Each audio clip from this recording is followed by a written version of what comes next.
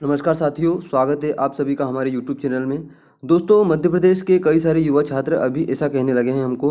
हमारे comment box में हमने देखा कि सर हम लोगों को जो कि पहले समर्थन करने वाले लोग थे, क्या अब हमको वो समर्थन नहीं कर रहे हैं।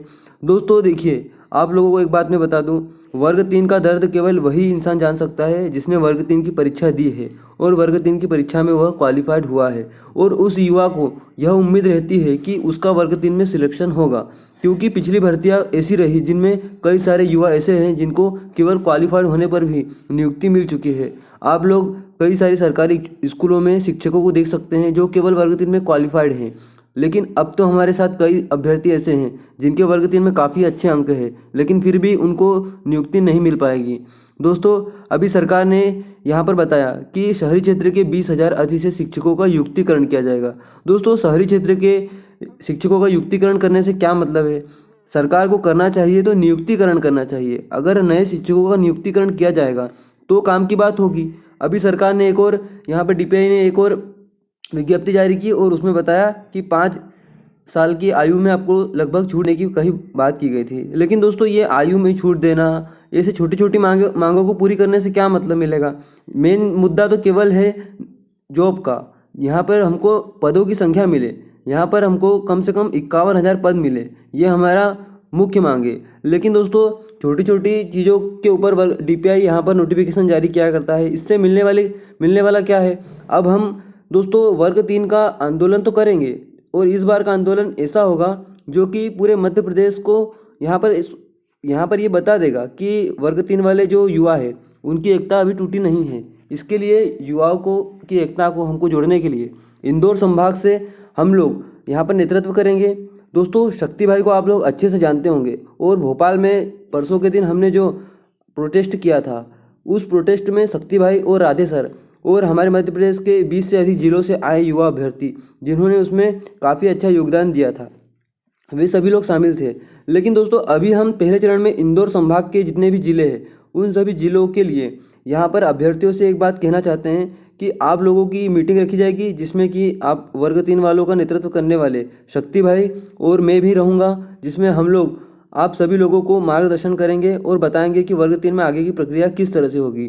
दोस्तों, हम बात करते हैं वर्ग 1 और वर्ग 2 में तृतीय काउंसलिंग की, क्योंकि दोस्तों वर्ग 1 और वर्ग 2 में डीपीआई और ट्राइबल में जितने पद जारी किए गए थे उनके 2 काउंसलिंग के बाद भी उनके पूरे पद नहीं भरे गए और बहुत सारे पद खाली है, जिसका लाभ जो कि रहे अभ्यर्थी हैं, जो कि शेष अभ्यर्थी हैं, उनको मिलना चाहिए। लेकिन यहाँ पर सरकार तृतीय काउंसलिंग की प्रक्रिया को पूरा नहीं कर रही है।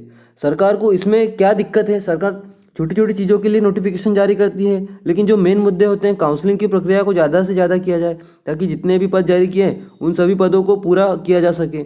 लेकिन सरकार हमारे जो मेन मुद्दे होते हैं उनको कभी भी सुनती नहीं है और छोटी छोटी बातों को पूरी किया करती है और जनता को दिखाया करती है कि हम लोग युवाओं के साथ हैं। दोस्तों, वर्ग 3 में जनरल, ओबीसी, एससी और ईडब्ल्यूएस के युवाओं के साथ जो सरकार ने छल कपट का काम किया है उसको देखकर तो युवा काफ़ी निराश है। भोपाल में मिले हमको कई सारे ऐसे युवा अभ्यर्थी के काफ़ी अच्छे अंक हैं और जिनको पहले ऐसा लगने लग गया था कि उनका वर्ग 3 में सिलेक्शन तो तय है, लेकिन फिर भी दोस्तों ऐसे युवा अभ्यर्थी अब जिनको रोस्टर जारी होने के बाद उनका दुख हमको दिखा तो हमको भी ये एहसास हुआ कि वाकई में वर्ग 3 में जो मध्य प्रदेश में राधे सर ने कहा कि मध्य प्रदेश में पैदा होना ही युवाओं की गलती है, तो सही बात है कि जनरल, ओबीसी और एससी डब्ल्यूएस में पैदा होना और मध्य प्रदेश में पैदा हो जाना तो ये तो सबसे बड़ी गलती है। और दोस्तों, सरकार से हम लोगों ने स्पष्ट रूप से हमने बीजेपी कार्यालय में भी कह दिया है और डीपीआई के सामने भी जाके कह दिया है कि अगर हम वर्ग 3 के युवा शिक्षकों को अगर 51,000 पद नहीं दिए गए तो इसमें हम स्पष्ट रूप से क्लियर कहते हैं कि वर्ग बीजेपी को तो हम वोट नहीं देंगे, क्योंकि जिस सरकार को हमने चुना है वो हमारे खिलाफ अगर काम करेगी तो हम सीधी सी बात है कि इस सरकार को क्यों चुने। राधे सर ने मैं जो भी कह रहा हूँ राधे सर के शब्द है।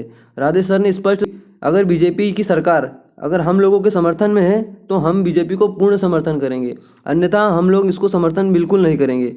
दोस्तों, हम लोग किसी राजनीतिक चरण को या राजनीतिक कूटनीति के तहत काम नहीं कर रहे हैं। हमारा मुद्दा केवल एक ही है कि वर्ग 3 के युवा अभ्यर्थियों को नौकरी मिले। मैं भी वर्ग 3 का युवा अभ्यर्थी हूँ, मेरे भी वर्ग 3 में काफ़ी अच्छे अंक हैं, लेकिन यहाँ पर मैं भी बाउंड्री पर हूँ, तो मैं अपने हक के लिए तो आवाज़ उठाऊँगा और अपने हक की आवाज़ तब तक उठाऊंगा जब तक कि मुझे मेरा हक ना मिले। ऐसे ही मैं वर्ग 3 के अन्य अभ्यर्थियों से कहता हूं कि आप लोग अपने लिए लड़िए, क्योंकि दोस्तों आप अपने लिए नहीं लड़ सकोगे तो दूसरों के लिए कैसे लड़ोगे।